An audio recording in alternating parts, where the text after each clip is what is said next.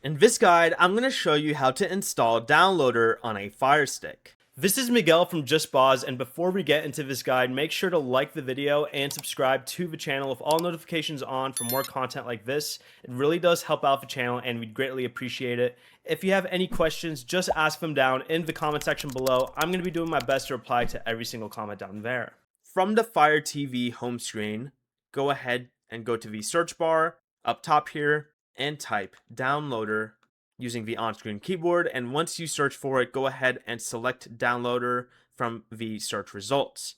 Make sure you choose this version of the app. Do not download this one. Download the first one that pops up with a lot of reviews, but go ahead and select Get or Download and wait for the installation to finish. Once it is installed, you can go ahead and open it. The first time Downloader launches, allow access if prompted and dismiss the introductory message.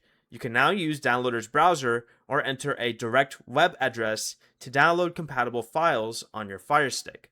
Before you leave, remember to like the video and subscribe to the channel with all notifications on for more content like this. It really does help out the channel and we'd greatly appreciate it. And if you did have any questions, just ask them down in the comment section below. I'm going to be doing my best to reply to every single comment down there. Peace.